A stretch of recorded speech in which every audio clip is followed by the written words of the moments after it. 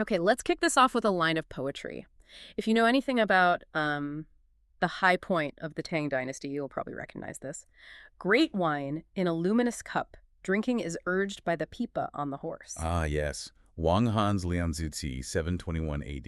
Exactly. And that specific phrase, luminous cup, it just, throws you right into this world of like military power, far off frontiers, and honestly, incredible luxury. And what's really fascinating is that it's not just, well, pretty language. That luminous cup, the Yuguangge, it actually refers to a specific kind of cup, a highly prized wine cup made of extremely fine jade. Wow. Yeah. And this idea is not just a Tang thing either. It has really, really deep roots. Goes way back in Chinese mythology. So not just expensive, but actually legendary. Where does that myth come from? Well, it traces back to a Western Han text, the Hainai Shizuji. It tells this story about Shi Huangmu, the Queen Mother of the West. She supposedly gifted King Mu of Zhou the nightlight ever full cup at Yaoqi. And the description, I mean, it sets the standard for basically all jade carving after that. It was pure in color, thin as an eggshell, super delicate, and apparently when you held it up, the moonlight would actually make the wine inside glitter. It would glow. Incredible. That definitely sets the stage for what we're doing today then. Mm-hmm.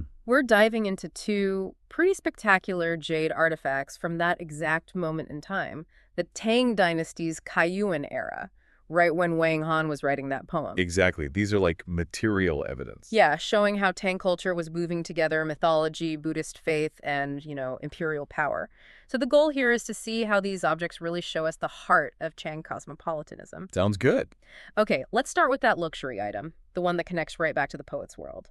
The Tang Dynasty, light green-white jade, gilt, phoenix pattern, Chulong handle gong cup. That's quite a mouthful, isn't it? It is.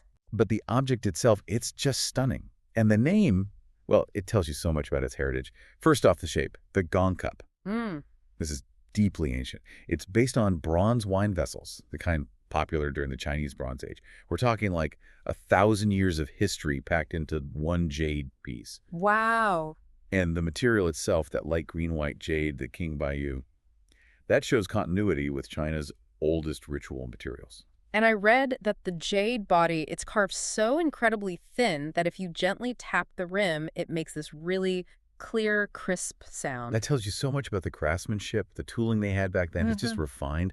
The carving style itself, it's described as more mature, rounder maybe, than the really sharp, almost aggressive style, the Szechuan style of the earlier Han Dynasty. Okay.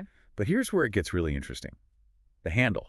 It looks like some kind of fantastic creature. What exactly is that thing? It's the Chihu, right? That sort of hornless dragon, or maybe a tiger hybrid. Exactly, the Chihu. It pops up in jade carving a lot after the Warring States period. Yeah. But its meaning, especially in the imperial context, is really key. Okay. This creature stood for, well, divine martial power, strength, authority, basically kingly demeanor. And if you need proof of how important it was, think about the old Qin and Han imperial seal. It was topped with a Chihu knot. Right, I remember that. Yeah. And the historian Ban Gu, when he described powerful leaders, he used the phrase generals like eagles, soldiers like Chihu. So this cup, it wasn't just for sipping wine. It was a declaration. Status, military might, all of it. So when you put a symbol of military power like the Chihu and then a symbol of the state itself, like the phoenix, which is the main design carved on it, putting that all on one drinking cup, does that maybe hint at a society obsessed with status? Maybe even a bit, flashy. That's a great point. It definitely screams power. Yeah. No question. The phoenix was absolutely central, symbolizing the state. Think about the Daming Palace, the imperial capital complex. Oh. Its main south gate was literally called the Danfeng Gate, Phoenix Gate. Okay. But what makes this cup really Tang, really cosmopolitan, is its overall form. Look at the mouth. It's got this arc-curved, pointed shape, made for easy pouring. I see that. And this whole style, it merges the foreign Persian Sasanian form, which is super popular in the early Tang, coming in via the Silk Road with native Chinese forms, shapes going back to the Warring States and Western Han. It's like a snapshot of globalization right there in a piece of jade. Like a map of the Silk Road in jade. And, Yeah. well, almost metal. Which brings us to the next point. Let's look underneath at the base because that tells a completely different story about faith. Precisely. We shift gears here from global trade and imperial might straight into spirituality when you look at that lotus petal design on the base. Uh-huh.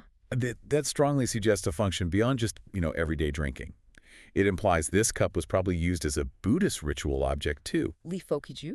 And that connects directly to the gold leaf, doesn't it? The gilt, the Tijin. You can see where it's mostly stripped away now, showing the jade underneath. Why gild it in the first place? Well, in the Tang Dynasty, which was incredibly prosperous, this combination, jade and gold, was pretty much the ultimate expression, the highest level of craft, and also religious respect. Okay. See, in Buddhism, gold is the material of purity, divinity. The Western Pure Land, Amitabha's paradise, it's said to be paved with gold. Ah, right. And the Buddha himself is often described as having this purple gold light. So it wasn't just showing off wealth, it was actually trying to, like, reflect paradise. Exactly, it's both. Yeah. The Tang was so wealthy that gold and silver objects, jinikuya, were becoming the main thing for high-status items. So this gilded jade cup, it kind of embodies that transition. It takes the ancient reverence for jade and then kicks it up a notch with the new ultimate status symbol. Tang wealth and Tang piety all rolled into one. Gold. Speaking of religious piety and items of power, let's switch gears a bit. Maybe use a story that might be more familiar to you, the listener.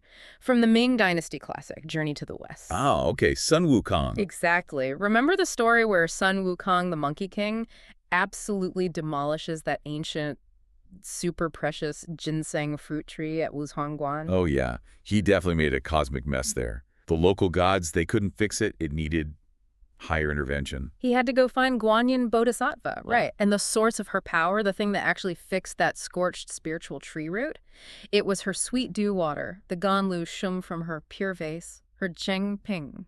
That's right. And the novel even includes this great little story to prove her power, basically. Laozi, the Taoist patriarch, challenged her once. He put her willow branch, her symbol of healing, into his magic furnace, scorched it totally dry. Guanyin just calmly put it back in her pure vase overnight. Next morning, it was green, thriving, good as new. Wow, that's some power. It really is. And that power, that vase, sets the stage perfectly for our second artifact. Which is the 7th century, mid-Tang gilt, white jade pure vase, Guanyin Bodhisattva.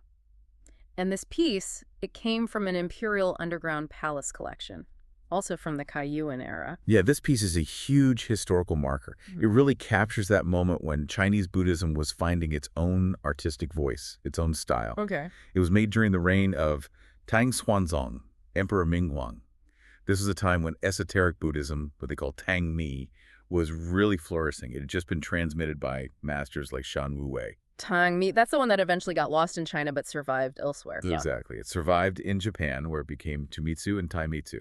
So this statue is from that key period. So what really stands out about its style? How can we tell this isn't just, an imported piece from India or Gandhara? Well, it really shows the complete syncretization of Buddhist art.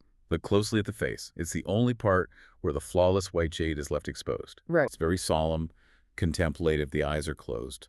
But the features themselves, they're localized. It's a squarer face, large ears, quite different from earlier Indian styles. And I heard the sculpture sort of blends masculine and feminine forms, is that right? That's spot on. The face is described as full and round, but the overall structure is actually closer to earlier statues of Shakyamuni Buddha. Interesting. It embodies that key blend that defined the Tang aesthetic for Guanyin. Oh. It has the male solemnity, and the exposed chest confirms it's a male body form, Nanti Shengxing. Okay. But the whole feeling, the demeanor, is one of immense female compassion. Male body, benevolent presence. And the hair, that's specifically Tang too, isn't it? Oh, absolutely. It's carved in this high top knot with straight, multi-layer braiding, very distinct Tang style, not the tight spiral curls you see in earlier periods. And the pose itself is the Zizai seated pose. That signifies ease, relaxation.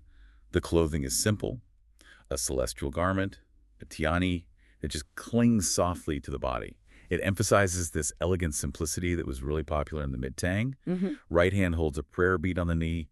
Left hand holds the all-important pure vase. But the truly, breathtaking feature here, the really unique thing is the gold. That is definitely the showstopper. Yeah. Except for the face, the entire statue is covered completely in pure gold leaf. Tijin. Wow. Finding surviving jade relief statues with this much original gilding.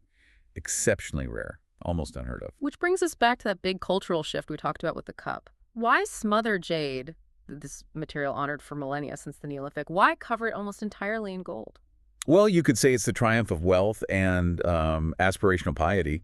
Jade art maybe waned just a little during the Tang compared to its absolute peak in the Han Dynasty. Meanwhile, gold and silver work just exploded.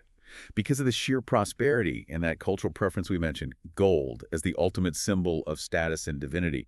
So these gilt jade pieces, they represent this incredible fusion, maybe a compromise. Right. They honor the ancient tradition. Jade is still the base, the respected ritual material, but then they elevate it, coat it with the ultimate status symbol of the new Tang era, wealth, power, and that glittering vision of Buddhist paradise. So let's wrap this up. What's the big takeaway here? We've looked at these two amazing Kaiyuan-era jade objects, the ritual wine cup, the contemplative bodhisattva, and they really are like physical proof of the Tang dynasty as this global superpower, right? Yeah. Seamlessly blending ancient Chinese forms, the gong vessel, the Chihu beast, with foreign influences, Sasanian shapes, Indian Buddhism, and then just layering it all with this extreme prosperity shown by the incredible gold work. Absolutely. And maybe zooming out even further, the real significance here is about philosophy, something for you, the listener, to think about. How does this intense focus on gold in Tang ritual objects, which seems to kind of push aside the millennia-long dominance of jade? Yeah. Jade being the symbol of that restrained, earthy purity in Confucian and Taoist thought.